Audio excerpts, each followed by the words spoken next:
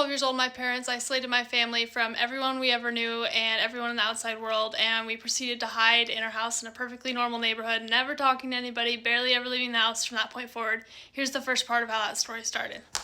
So I'm the oldest of eventually 11, but at that point there was 8 of us, and I remember my childhood up until that point being fairly normal. Like, we were the unsocialized, sheltered homeschool kids.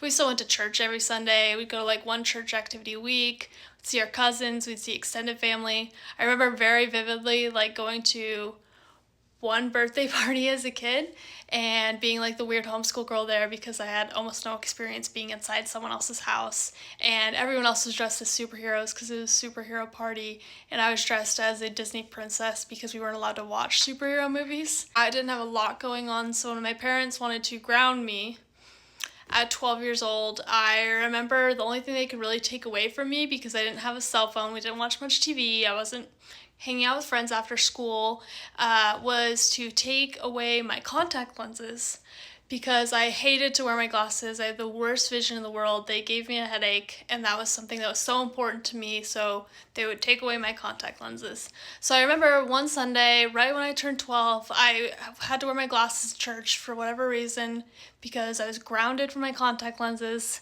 But I had my meeting with the bishop, like one of the church leaders, that comes when you're 12 years old, and it started out like normal. I'm not even going to go into the concept of those interviews, but it started out normal, and then he asked me about if I have any friends, if I ever go to their house, if they ever come to mine, and I thought I was supposed to lie to him, so I made something up completely, like named a girl I went to church with, said, yeah, I've been to her house, she's been to my house, she lives up the street, she does, but I've never been to her house. And he knew that wasn't true, so he called my parents in immediately afterwards and was like concerned that I felt like I had to lie in that moment.